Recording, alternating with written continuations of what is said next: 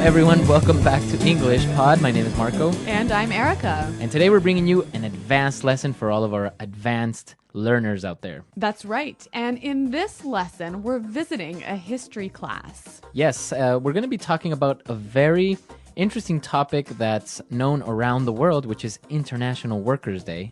That's right. And we're going to learn a little bit about the history of the workers' movement in the United States. Right, but we're also going to be taking a look at some great words and, of course, a little bit more advanced or complicated structures. That's right. So I guess without further ado, we can get started with the dialogue.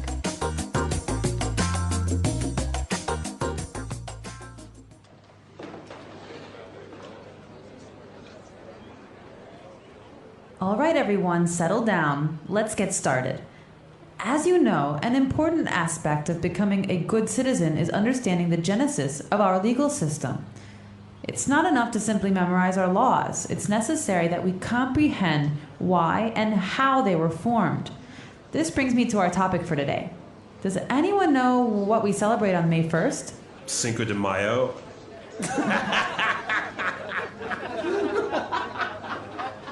No, that's May 5th in Spanish, James. No wonder you're failing my Spanish class. No, May 1st is International Workers' Day. Do we get a day off from school then? No, it is not considered to be a national holiday here in the U.S., but in other countries it is. Oh, man. In the 19th century, working conditions were appalling, with workers being forced to work 10, 12, and 14 hours a day. Support for the 8-hour workday movement was growing rapidly, despite the indifference and hostility of many union leaders.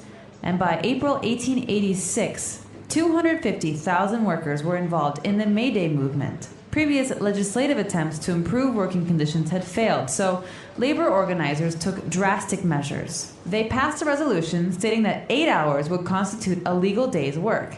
And on May 1st, 1886, the resolution took effect. Cool.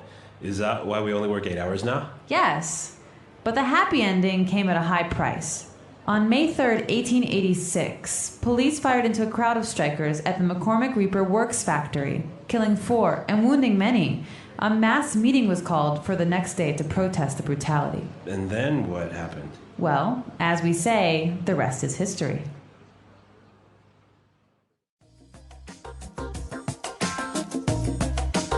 All right, so we were in a history class and we learned something new, something interesting, right? Yeah, International Workers' Day. It says it's not celebrated in the U.S., but in many other countries it is. Right, on May 1st, a lot of people have a day off, so that's always good. Yes. All right, so why don't we take a look at some of the words that we saw in this dialogue, which were maybe a little bit different or difficult in language takeaway. Language takeaway. All right, we're just going to look at 5 words here. And the first one, we talked about the genesis of the movement. Right, Genesis. Genesis. Okay, so many of you may know that Genesis is a book in the Bible, right? That's right, and that's where this word comes from. It's the first book in the Bible. So it's the beginning. Or the origin. Origin. So that's a Genesis. So the genesis of our legal system, you would say. Right, or the genesis of this problem. So it's the origin. Yeah, it's a little bit of a formal word, isn't it? Yeah, I guess maybe you can say the origin or the beginning. Yeah, but maybe in an academic setting, you can talk about the genesis. Yes, very good. All right, what do we have next? Well, one of the reasons why the workers' movement got started was because of the appalling working conditions. Appalling. Appalling. If something is appalling, It's shockingly bad. very, very bad. Yeah. So now if something is appalling, like the working conditions were appalling, That's right. you would feel appalled. Exactly. I'm appalled at your behavior. Okay, so it's almost like you are disgusted. Yeah, that's right. Yeah. Very, very strong word. Yeah, very strong. Okay, so the working conditions were appalling and people were setting up this movement, right? But what happened? They met some hostility. Hostility. Hostility. Hostility from the police, right? That's right. So what is hostility? Hostility is the state of receiving an unfriendly reaction. Okay. They acted in a very unfriendly way, and it also suggests, a hint of violence even. Okay. Yeah. Yeah. So if somebody is hostile, they can maybe be aggressive and maybe to a point violent. That's right. Okay. So a hostile person. Yeah, or a hostile environment, a dangerous environment. Okay, hostility, hostile. Very good. Yeah. Now, because of these appalling working conditions, the labor movement decided to take drastic measures. Drastic measures. Yeah, drastic measures. This is a really wonderful phrase, and I think it would help us to listen to a few examples of this phrase in use. Example 1. The president was faced with some difficult decisions and was forced to take drastic measures to solve the crisis.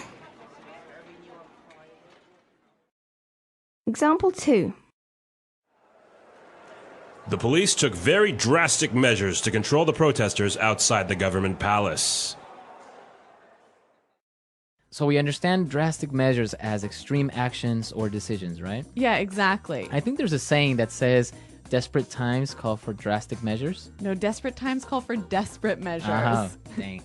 Well, okay, but it goes around there somewhere, right? Something so like that. If you really have an emergency, you need to do something drastic. You have to take drastic measures, or you can even say take drastic action. Okay, very good. And what about our last word? After the protests ended in violence, people started to get angry because of the brutality the police showed. Okay, brutality. Brutality. So again, maybe brutality and hostility are maybe similar, right? A little bit similar. So brutality is the state of being harsh or very forceful. Okay, so brutality. Now, we also use the word brutal. Right. So that means harsh or very forceful. Now, sometimes we can use that word, but not in a harsh or forceful way, right? Yeah, and it's quite, yeah, I might say something like, oh my God, that test was brutal. Uh-huh, it was brutal or... So it was really hard or really difficult. Right, so that's what you're saying with this word, that it's very hard or it was very intense. Yeah, maybe one more example. Okay, so for example, I can say, oh, I went for a run today and it was brutal. I'm so tired. So it was really difficult. Yeah. Brutal. And Marco, is this something that's used by everyone? That phrase, brutal, using in that context would be for younger people maybe. Not really, you wouldn't really hear older people using it like So that. it's a little bit slangy. Yeah. Okay. All right. Great. So those are 5 interesting vocabulary words. As Marco mentioned, we want to look at some more difficult structures now in Fluency Builder. Fluency Builder. Okay, so we have some phrases that we saw in this dialogue. And, well, let's start with the first one. Well, the teacher opens his discussion by talking about how an understanding of the legal system is an important aspect of being a good citizen. Okay, an important aspect. An important aspect. So, well, maybe we know the word important, right? So what's Obviously. an aspect? A part of something, an important part of something. Okay, so the teacher started with an important aspect of and then specified the idea or what part it belongs to. Right, so it usually follows this form. Noun is an important aspect of noun. Okay, So for example, quality control is an important aspect of keeping customers happy. okay, perfect. A part of. Very good. So aspect sounds a little bit more formal or just a lot more intelligent, right? Yeah, professional. And actually, this is a wonderful way of setting up your idea. So the teacher said that it's an important aspect of understanding the legal system was understanding its origins or its genesis. Yep. And then she moved on and said that it's not enough to simply memorize laws. That's right. It's not enough to simply do something. Okay. So the beginning of this sentence, it is not enough to simply something. By starting a sentence like this, you are indicating that more is required, right? So here, it's not enough to simply memorize the laws. We're saying that most people just memorize the laws, but they need to go further. And understand them. Exactly. Another example would be, it's not enough to simply pass your exams. You must get good grades as well. Right. Or maybe in a business context. It's not enough to simply satisfy your customers. You must impress them. Okay, very good. So that's a very good way of starting out this idea of more is required. That's right. More is required. All right. All right. Well, I want to move on to one final point here. I found this sentence to be really, really interesting. They passed a resolution stating that 8 hours would constitute a legal day's work. Okay, so why is this interesting? Well, I found that, there's 2 verbs going on here. They passed a resolution that 8 hours would constitute a Okay. legal day's work. So we've got 2 verb times going on here at the same time. And I'm wondering about this one would. Okay, so what's happening here? Obviously, this happened in the past. It's like about 100 years ago, right? Right. So the resolution was passed 100 years ago. Right? So this is going on in the past. Right. But there was a future action that was going to happen in consequence of this. Right. So the resolution stated that 8 hours would constitute. So that's like the primary action was the passing of the resolution. And the result is this sort of this event that happens in the past but is a future event to the first primary event. Does that make any sense at all? So this is called the future in the past, right? That's right.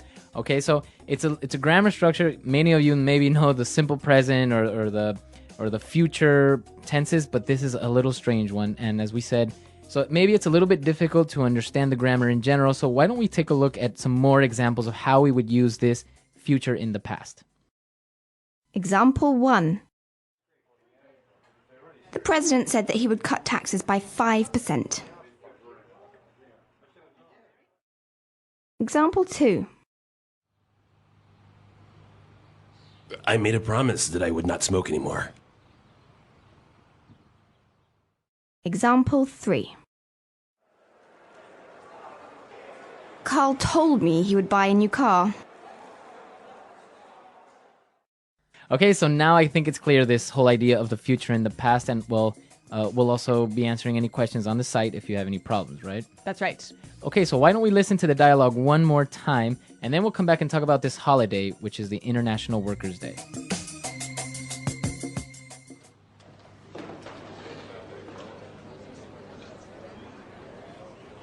All right, everyone, settle down. Let's get started. As you know, an important aspect of becoming a good citizen is understanding the genesis of our legal system. It's not enough to simply memorize our laws. It's necessary that we comprehend why and how they were formed. This brings me to our topic for today. Does anyone know what we celebrate on May 1st? Cinco de Mayo.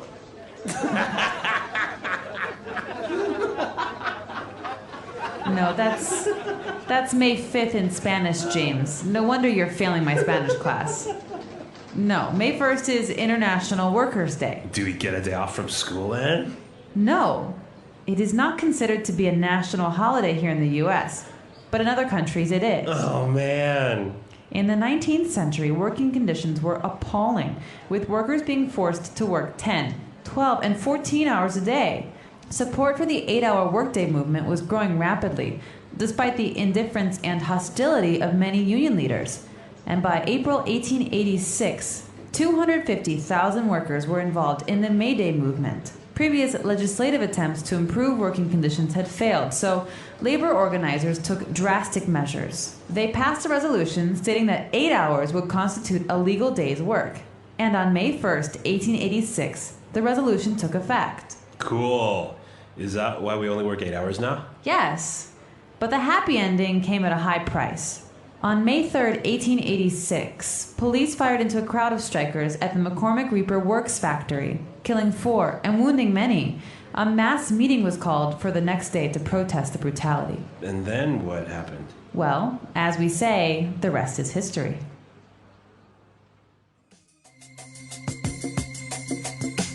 All right, so Erica, in Canada, do you celebrate this? We do, but not on May 1st. Oh, really? When is it? The first weekend in September. Oh, really? And why? I am not 100% sure. I think it's because we already have a long weekend in May because because on the 24th of May is the Queen Victoria's birthday, so we have to celebrate that. Oh, really? Yeah, we can't have 2 vacations in the same month. Oh, wow. Well, yeah, I mean, it's not productive, right? Exactly. Well, what about in Ecuador? Yeah, we do. On May 1st, it's a holiday, and we actually have 2 holidays in May as well, because on the 24th, we actually celebrate the Battle of Pichincha, which is one of the decisive battles for the independence of Ecuador. So we don't mind having 2 holidays in the same month. Well, it sounds like Ecuador has a better holiday schedule than Canada. So No, it is. So yeah, on May 1st, people take vacations, or companies usually on May 1st will do something special for their employees. Oh, that's kind of a nice gesture, isn't it? Yeah, so it's like it's Workers' Day, so they'll set up maybe a barbecue or a trip or something like that. So that's what usually happens on May 1st. Great. Well, what about in your countries, listeners? Do you celebrate May Day? May Day. Yeah. May 1st, right? And if you do, well, let us know. Come to our website, EnglishPod.com, and leave your questions and comments there as well. That's right. Well, thanks for downloading this lesson, and until next time, bye. Bye.